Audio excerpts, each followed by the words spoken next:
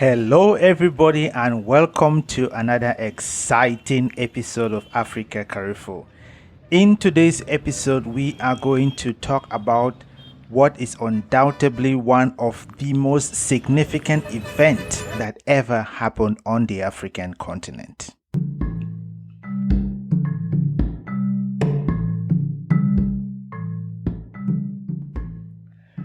Long before Robert Mugabe and Nelson Mandela, one man stood high above all in Africa. In fact, on this same day, March 6, 1957, in the Gold Coast of Africa, he would boldly declare the independence of his country. During his independence speech, he proceeded on to make another big proclamation. His country's independence was meaningless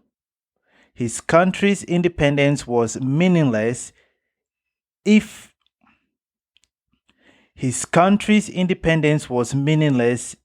it wasn't linked up to the total liberation of Africa. His revolutionary leadership would trigger a wave of independence across sub-Saharan Africa. For many, and for this and many more, he would remain a towering figure in the history of Africa and Ghana. Yes, you guessed it right. The person I'm talking about is Kwame Nkrumah. And so, who was Kwame Nkrumah? Who is this man? For the context of this episode, we'll only examine the life of Nkrumah from college and beyond. For the context of this podcast episode, we will only examine the life of Nkrumah from college through his political success and his demise. Nkrumah came to the United States as a student at Lincoln University.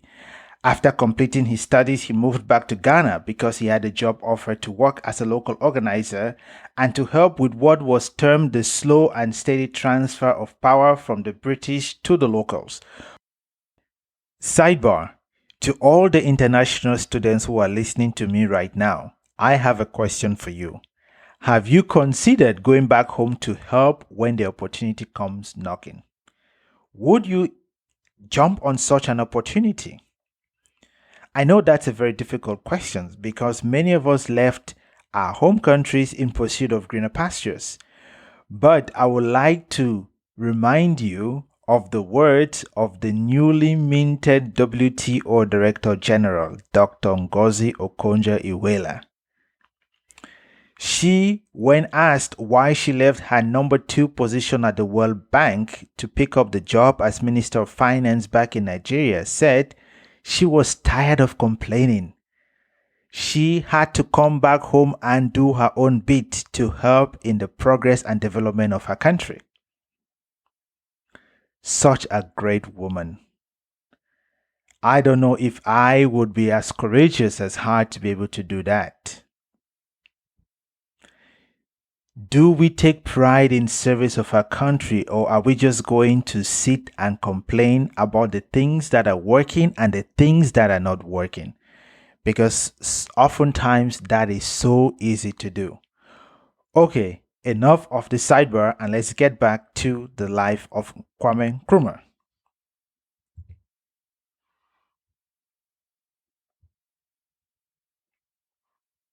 So after Nkrumah arrived at home and was working as a local organizer, he thought that the program was too long and that in fact it was a massive scam.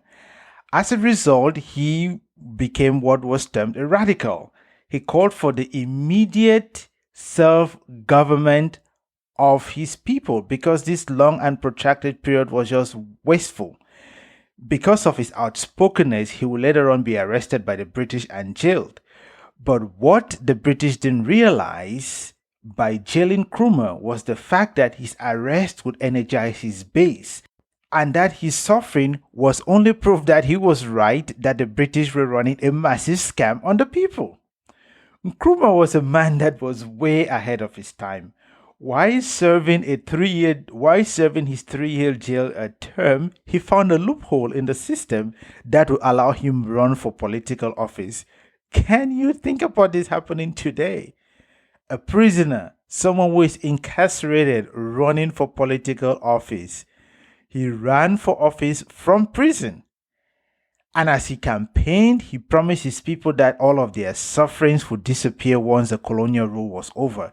In fact, his bid was successful and he won the elections and became the first prime minister of Ghana. He was hailed by his people as a man of destiny. The Moses of Africa, a great liberator.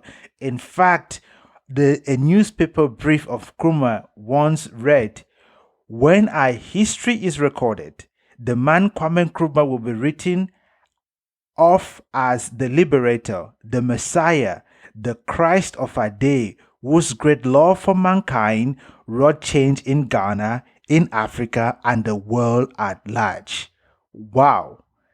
This spoken of a man who wanted the liberation of his country.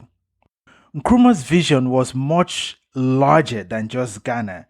In fact, he dreamed of an Africa that was borderless. And this was highlighted during his independence speech, like I just said earlier. Ghana's independence will remain meaningless as long as African countries remain under the yoke of imperialism and colonialism.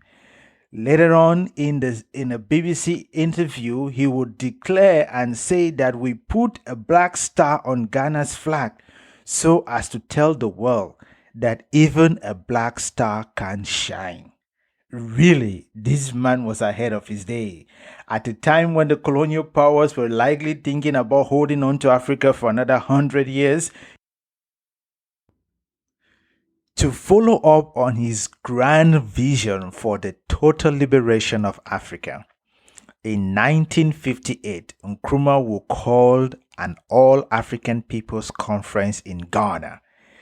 This was the event of the time. In attendance were about 300 representatives from all across Africa, and some of the big revolutionary names were there. Julius Nyerere, Kenneth Kaunda, Patrice Lumumba, and many more. His inspiration on these leaders would in subsequent years see their push for independence of their own countries. After Nkrumah played such a critical role, his influence only began to grow, and he saw himself in a sense as the president of Africa. His long vision was to create an Africa that will become an industrial powerhouse and rival that of Europe. And this was what led to the birth of the term Pan-Africanism. More discussions on Pan-Africanism in subsequent episodes. Nkrumah, like any other leader, was no saint. Nkrumah, like any other leader, was no saint. He was controversial, impatient as some would describe, arrogant, and distrustful of others to the point of being paranoid. He was a great but controversial and enigmatic leader. As a result of his paranoia, Nkrumah will gradually descend into authoritarianism that will make him grow from messiah to a political outcast, whose ultimate demise led to a lot of celebration on the same streets by the same people who had once adored him. In fact, in 1966, on a state visit outside of Ghana, there was a military coup that overthrew Nkrumah and saw the rise of new political figures in Ghana like J.J. Rawlings. He would go on to never see his home country Ghana again. He fled to neighboring Guinea, where he would live for the remainder of his days. In his memoir, as he reflected on his life, he alleged that the CIA of the United States and other foreign governments' interference had a role to play in his political downfall. Nkrumah, the man who has once been hailed as the liberator and the Moses of our time, would later on die a lonely man in 1972, far away from his home Ghana. And even his final wish for his body to be embalmed and preserved like that of Lenin, who had a great inspiration on his life, wasn't adhered to, or that he be cremated and his ashes be strewn in the rivers and streams and deserts and savannas all across the continent of Africa was not granted. Instead, his body was flown back to Ghana quietly and buried in his village of birth.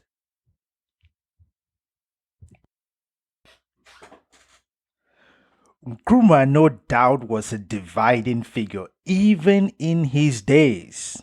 However, as history would repeat itself, in 2000, the same man was abandoned by his people and the continent would later on vote him as the African man of the millennium. Let that sink in. The same Africans that abandoned him and left him to die a lonely man in exile voted him as African man of the millennium. In his native country of Ghana, his birthday is celebrated as a national holiday. The same people who couldn't wait to get rid of him when he was considered a political outcast now hail and celebrate him. Maybe time truly, like they say, heals all wounds. Nkrumah, with all his imperfections, played his part. His place in history has been secured, for better or for worse. But we also must never forget what Mwalimu Julius Nyerere told us and warned us in his speech in 1997, marking the independence of Ghana. He said, and I quote, "Africa without unity has no future in this world." That statement was true in 1997, and the same warning holds true today in 2021. As a continent, we are even more so divided than back then during Nkrumah's days. Today, we celebrate 64 years of Ghana's independence and undoubtedly the colonial liberation of Africa. But the lingering question is, what have we achieved in these 64 odd years worth celebrating? Some of our greatest liberators and freedom fighters have turned into dictators. Our economies are not growing. A lot of them are in the standstill. In fact, a few of them are retreating. We build our budget based on foreign aid. Intercontinental trade is even more difficult, and some countries are still dragging their feet on ratification of the newly passed African Free Trade Agreement. Even a symbolic visa-free continental travel has not been accomplished. So much for Nkrumah's Grand African Unification Project, and so much for Pan-Africanism. Today, we celebrate 64 years of Ghana's independence and undoubtedly the liberation of Africa. And so my question to you is, what are we celebrating? What are the accomplishments of the past 64 years worth celebrating? As always, let us know what you think.